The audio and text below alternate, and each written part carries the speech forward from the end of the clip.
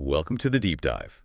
Now, this deep dive is custom tailored just for you, and we're focusing on a really profound global financial transformation. It's unfolding right now as we speak in 2025.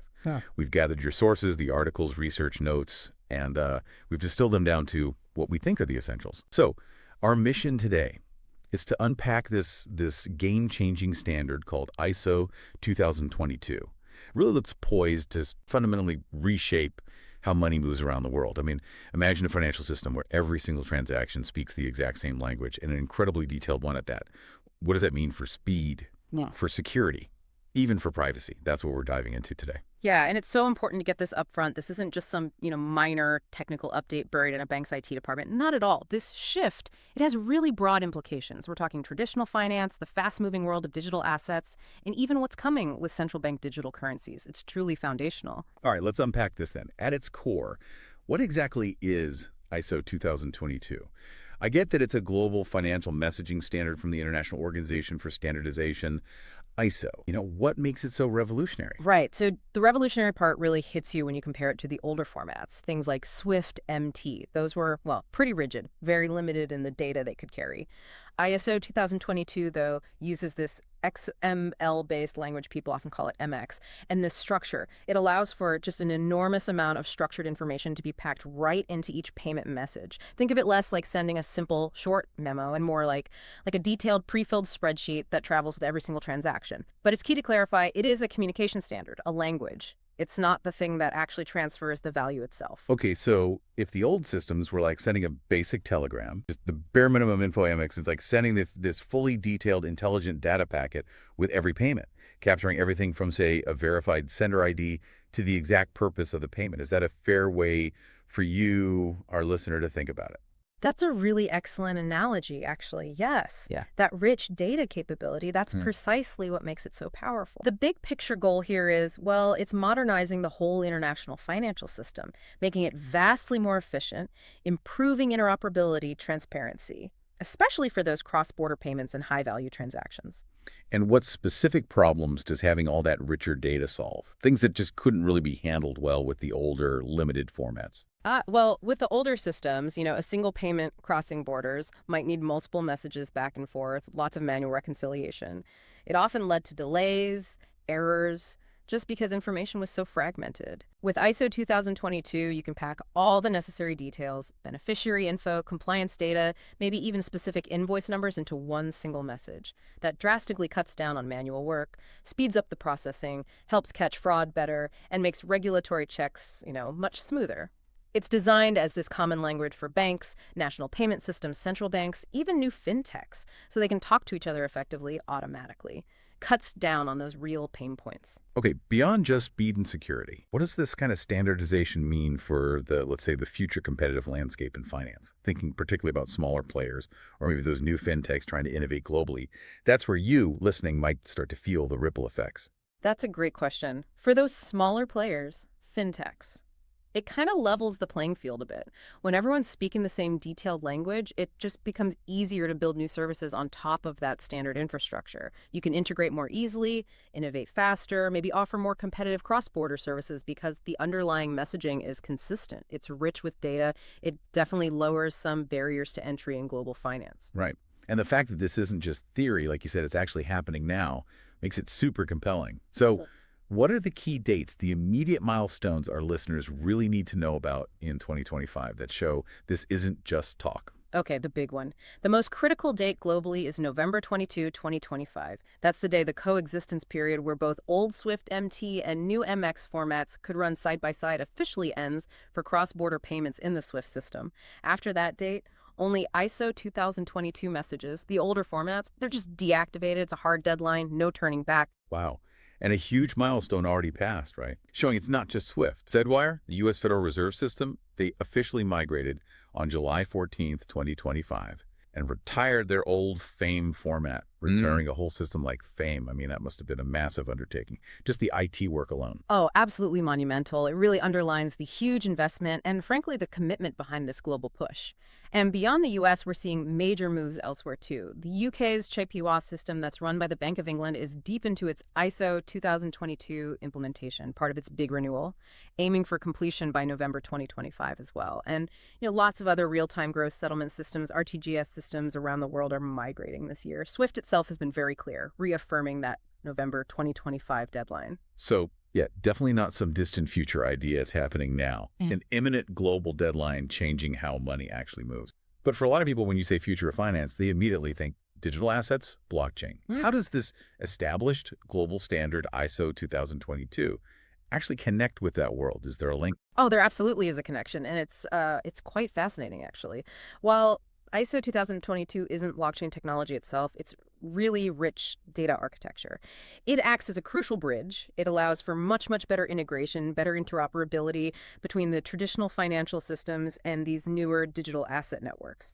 And several projects are seen as particularly well aligned here. Sources often point to Ripple with XRP and Stellar with XLM as sort of prime examples. Ripple's role. What is it specifically? How are they involved? Well, Ripple's been very proactive. They actually became an official member of the technical committee for ISO 2022. That gives them a direct say in shaping how the standard develops. It's really about making sure their system, RippleNet, can interoperate smoothly with this new global financial language. And the features of the XRP ledger, things like its speed, low transaction costs across borders, the on-demand liquidity aspect, those are incredibly valuable in the kind of efficient system ISO 2022 is trying to enable. Interesting. And I've seen others mentioned too, right? Algorand, Hedera Hashgraph, Cardano, Quant. Sounds like a broader alignment happening. Indeed, it does. It's important to remember, though, ISO 2022 is the messaging standard. It doesn't, for example, directly require a specific tech like on-demand liquidity that Ripple uses. However, if the big goal is, like some sources say, to automate global payments in seconds and without pre-funded accounts, well, then the speed and efficiency you get from something like Ripple's XRPL become really complementary. Almost, you could argue, essential to unlock the full potential of ISO 2022's rich messaging. What's fascinating here is how these two things, the standard and the digital asset tech, they aren't directly tied, not reliant on each other, but together. They really do form a much more efficient, maybe even transformative system. That makes sense. A powerful synergy there. So if this standard helps bridge traditional finance and digital assets, what does it all mean for central bank digital currencies, CBDCs? CBDCs. Well, ISO 2022 is widely seen as the fundamental base for the integration of CBDCs into the global system.